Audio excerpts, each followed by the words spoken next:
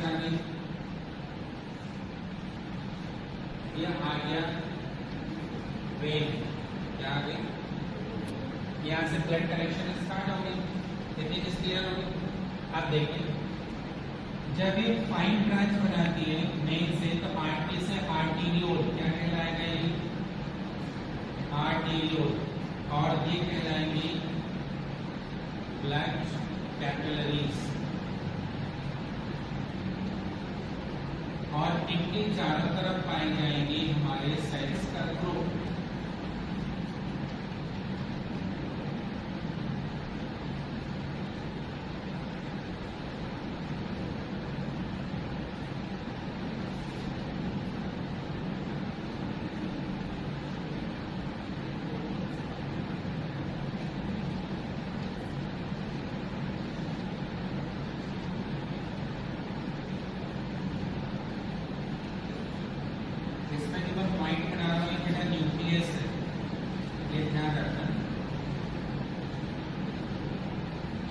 हमारे सेल्स के ग्रुप लग गए, और देखो आप सेल्स के बीच में खाली स्थान दिखाई दे रहे, इन खाली स्थानों को हम लोग क्या कहते हैं, इंटरस्टिशियल स्पेस। ठीक है, अब यहाँ पर एक बंद मुखी नलिकाएं या ट्यूब लाइक स्ट्रक्चर आती है। देखो यहाँ पर वो बंद, यहाँ पर खुला है, ध्यान देना।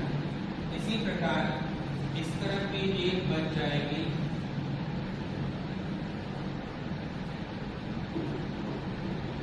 ये मैंने बना दिया, नीचे भी बना सकते हैं, क्योंकि मेरे पास कलरफुल पेंसिल नहीं, अदरवाइज मैं इसको ग्रीन से बनाता और आर्टीरियल सप्लाई रेड से बनाता और ये ब्लू से बनता, तो कलर डिफरेंशिएशन हो जाता।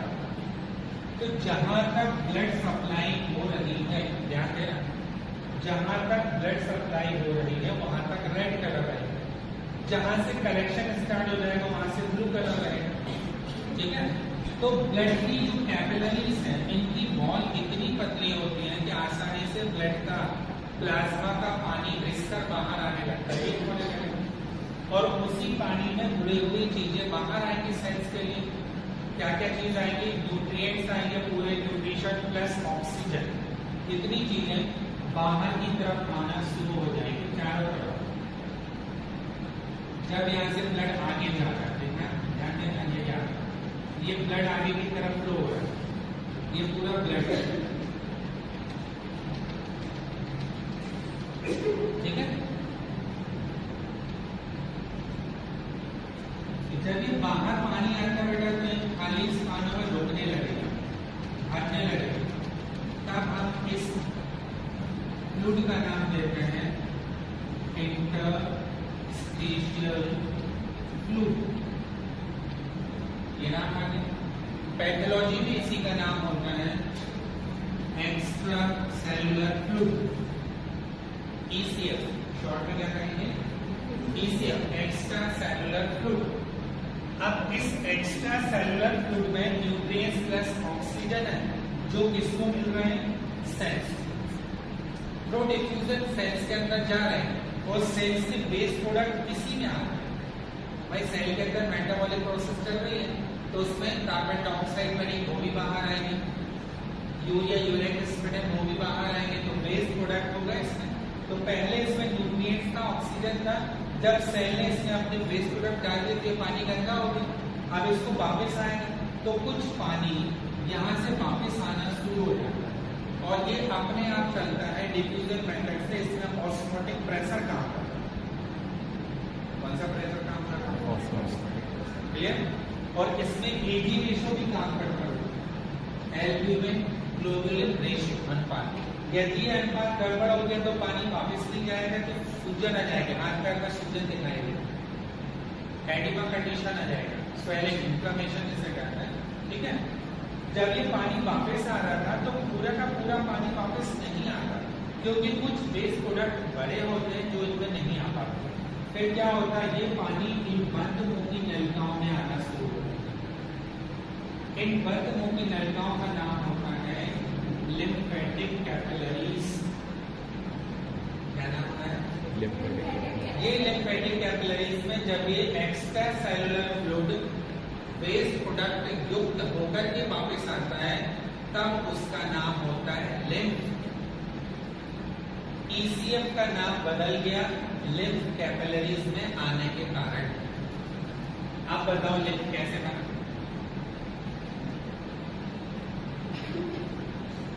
ब्लड का प्लाज्मा, ठीक है, ब्लड का लिक्विड पार्ट क्या है? प्लाज्मा है। प्लाज्मा का जो पानी है वो कैपिलरीज के रिस्ट से बाहर आया लीक होकर के, उस पानी में न्यूट्रिएंट्स प्लस ऑक्सीजन थे, सेल्स ने टिश्यू ने उनका उपयोग किया, वापस उसी पानी में सेल्स ने टिश्यूज ने वेस्ट प्रोडक्ट डाल दिए। अब वो पानी वापस आ रहा है ब्लड में, तो जो पानी डायरेक्ट ब्लड कैपिलरीज में आ गया वो प्लाज्मा बन गया, और जो वापस नहीं आया बंद मुंह की नलिकाओं में जिनका नाम लिम्फेटिक कैपिलरीज है उसमें चला गया तब उसका नाम लिम्फ हुआ। तो ब्लड से ही लिम्फ बना, ब्लड में ही मिला। क्लियर हो गया? अब कहानी ये कहती है कि जो लिम्फ कैपिलरीज है ये पूरे शरीर में जाल के रूप में फैली हुई, नेटवर्क है इनका पूरा, ठीक, और ये लिम्फ कलेक्ट करके एक स्थान पर आकर जुड़ती और एक गांठ-नुमा स्ट्रक्चर बनता है इस तरह का।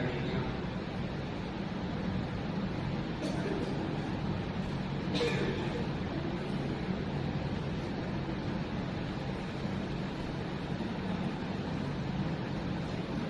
दिखाई दे रहा, आप बुक में देखेंगे लिम्फेटिक सिस्टम में ये किडनी जैसा स्ट्रक्चर जो दिखाई दे रहा है ये वास्तव में लिम्फ नोड है।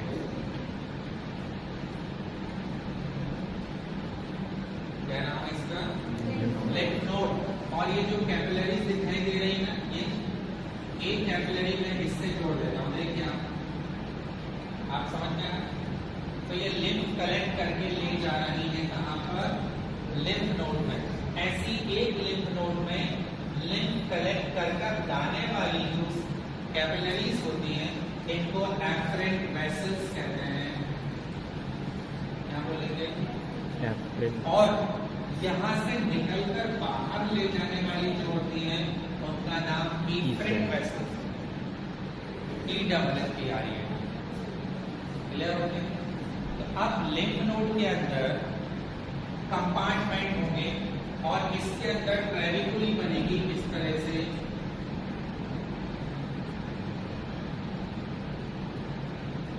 एक जाल बन जाएगा बेटा नेटवर्क का।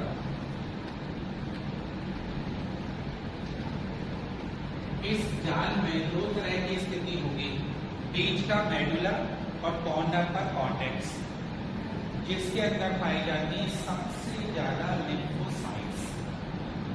क्या है? लिम्फोसाइट्स का रोल होता है जो माइक्रोब्स आ रहे हैं उनको नष्ट करना।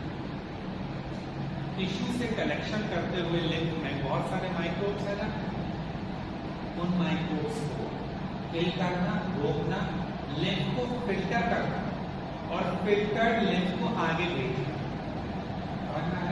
तो जब ये इफरेंट वेसल्स आगे जाएंगी, आगे फिर लिम्फ नोड मिलेगा, तो पूरे शरीर में लिम्फ नोड जगह जगह फैले हुए हैं। सबसे ज्यादा गर्दन में, एक्सिलरी पार्ट में, मेमरी ग्लैंड के आसपास, ठीक है, सामने एब्डोमिनल जोन में, ग्रोइन पार्ट में, इस तरह मिलते हैं और लिम्फ फिल्टर होकर के आते हैं। तो यहाँ पर लिम्फ नोड में 3 इंपॉर्टेंट काम चल रहे हैं। सबसे पहला काम है लिम्फ को फिल्टर किया जाए, ठीक है। दूसरा काम है माइक्रोब्स को नष्ट किया जाए। तीसरा काम है कंटिन्यूस सेल डिवीजन करके न्यू लिम्फोसाइट्स का प्रोडक्शन। अनकाउंटेबल सेल्स बन रही है क्योंकि इम्यूनिटी जनरेट हो रही है, फाइटिंग चल रही है। ध्यान रखें, ये 3 इंपॉर्टेंट वर्क है लिम्फ नोड। अब जब कभी आसपास लिम्फ नोड के आसपास इन्फेक्शन बढ़ता है तो इन्हीं लिम्फ नोड में स्वेलिंग आती है जिसको लिम्फ एडिमा कहते हैं। मान लो किसी को कैंसर हो, सपोज कैंसर बहुत दूर की बात है, किसी को टीबी, एक इन्फेक्शियस डिजीज है टीबी, ट्यूबरक्लोसिस है, बैक्टीरियल इन्फेक्शन है उसमें, ठीक है, तो जब टीबी होती है खासकर पल्मोनरी टीबी तो लिम्फ नोड गर्दन की सूख जाती है, अलग गांठ गांठ दिखाई देती है। मैं आपको लिम्फेडिमा, ठीक है।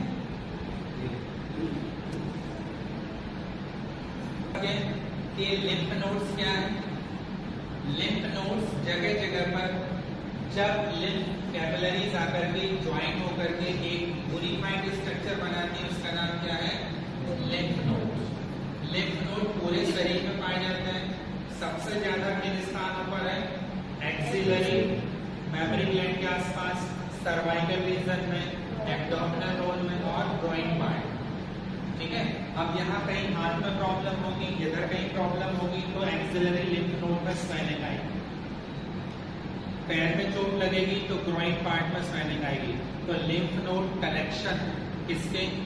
लिम्फोसाइट्स, कलेक्शन सेंटर में, ठीक है। जैसे हमारे टॉन्सिल्स, थोड़ा किसी के साथ टॉन्सिल्स बता देते हैं तो मुंह में आपको 3 तरह के टॉन्सिल्स मिलेंगे। Palatine tonsils, lingual tonsils, pharyngeal tonsils या एडेनॉइड्स। पैलेटाइन टॉन्सिल्स जिनको हम नीचे से टच करके छूते देखते हैं, ऊपर मैंडिबल के जस्ट नीचे देखते हैं, गिटली जैसी समझ में आएगी। यदि थ्रोट इन्फेक्शन होगा गन में सूजन बढ़ जाएगी और मुंह खोल के देखोगे तो अंदर साबूदाना के जैसे दिखाई देंगे, बिल्कुल फूले हुए।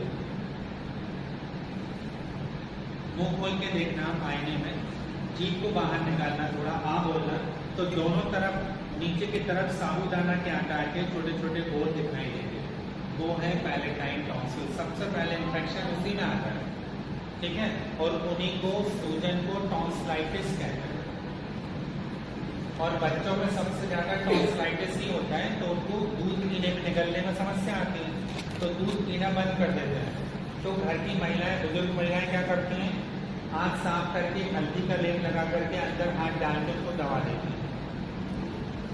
और गांव वाले लोग उसको बोलते हैं कि इसकी चोर दांत निकले हुए। नाम सुना? चोर दांत नहीं सुना कभी? चोर दांत नहीं है, वो टॉन्सिल्स है, क्या है?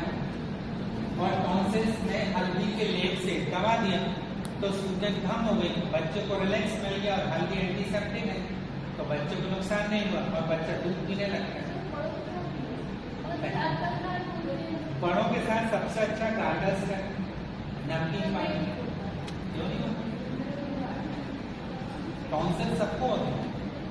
आपने मठा खा लिया, ठीक है, आपने कोई भी खटाई खा ली, दही, मठा, लस्सी पी ली, ठंडा पानी ले लिया तो टॉन्सिल्स हो जाते हैं, सूख जाते हैं। क्या दवा से क्या? दवा से क्या?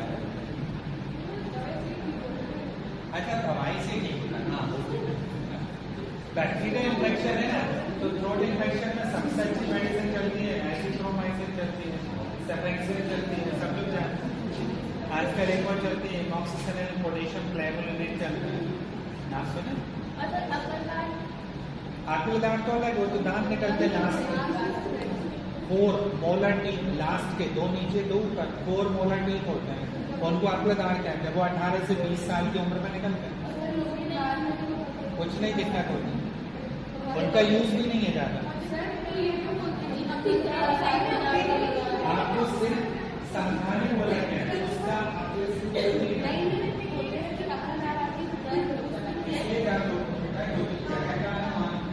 जगह बनाते हुए निकलता तो प्रेस करता टिश्यू होता है बाहर होता है, अदरवाइज नहीं, पेनफुल सिचुएशन। हाँ, नेक्स्ट टाइम नहीं आएगा तब भी होगा, नेक्स्ट टाइम नहीं आएगा हाँ ठीक, आगे पीछे हो सकता है, समझ गया? देखो दोबारा रीजन, हम लोग जो है ना बाया पैरोडोंट है बेटा, बचपन के दांत गिर गए तो दोबारा आ जाएंगे, जिनको हम मिल्क टीथ या डेसिडुअस टीथ कहते हैं, वो आ सकते हैं। उसके बाद टूटने पर दोबारा नहीं आएंगे, तो नकली लगाने पड़ते हैं, डेंटिशन आपको यूज करना पड़ता है। हम लोग दाया पैरोडोंट है या बाया पैरोडोंट, 2 बार दांत आते हैं, तीसरी बार नहीं आते।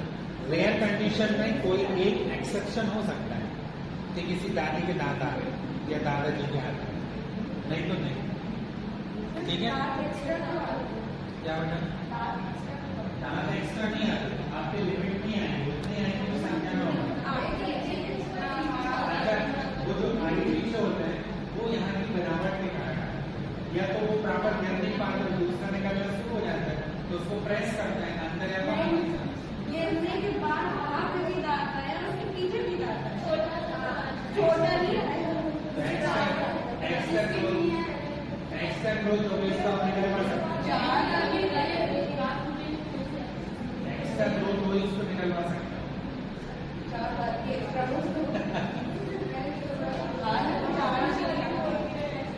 उसको निकलवा सकते हैं।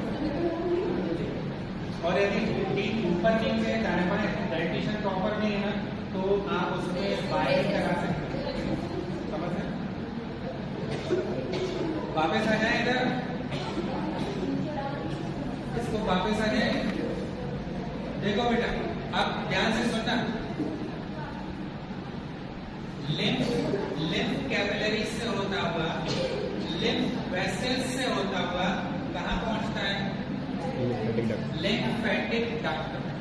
पूरे शरीर में 2 इंपॉर्टेंट लिम्फ डक्ट होते हैं। कितनी होती है? 2।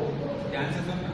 पूरे शरीर की लिम्फ वेसल्स आपस में ज्वाइन करके मिल करके 2 लिम्फेटिक डक्ट बनाती हैं। एक राइट लिम्फेटिक डक्ट और दूसरी no.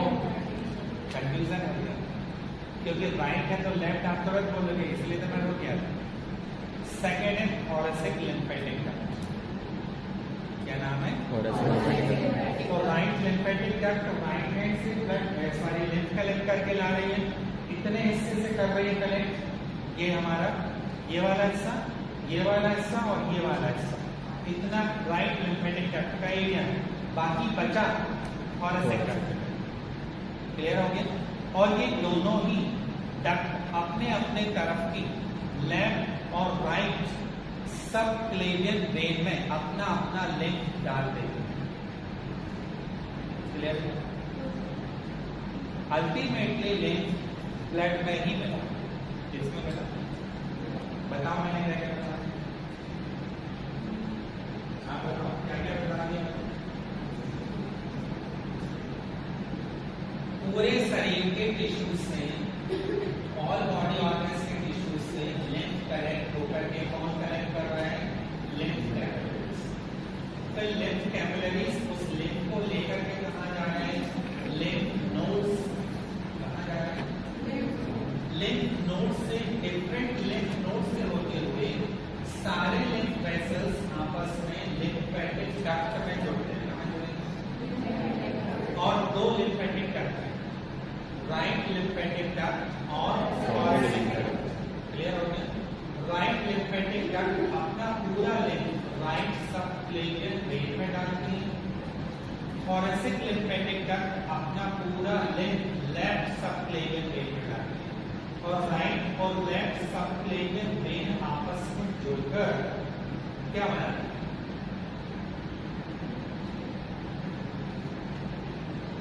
Lymphatic vessels. No, superior vena cava. और सुपीरियर वेना केवा अपना ब्लड कहाँ देगी? राइट एट्रियम को। और राइट एट्रियम से ब्लड कहाँ जाएगा? Right ventricle. राइट वेंट्रिकल से प्रो पल्मोनरी आर्टरी लंग्स, और लंग्स से वापस प्यूरिफाइड ऑक्सीजनेटेड होकर कहाँ आएगा? लेफ्ट एट्रियम में। किसके थ्रू आएगा? 4 पल्मोनरी वेन्स के थ्रू। फिर वो लेफ्ट एट्रियम से ब्लड कहाँ गया? Left ventricle. लेफ्ट वेंट्रिकल से एओर्टा के थ्रू असेंडिंग एओर्टा, आधा aorta, their branch, descending aorta and their branch पूरे बॉडी ऑर्गन्स में सप्लाई होगा। और उसी सप्लाई के दौरान फिर लिम्फ जनरेट होगा कैपिलरीज के कारण, और फिर लिम्फ कलेक्शन। ठीक है? तो पूरा लिम्फेटिक सिस्टम देख लीजिए। मैं आपको इसमें एनिमेटेड वीडियो दिखा रहा हूँ। एक एक रो आना मेरे पास, ठीक?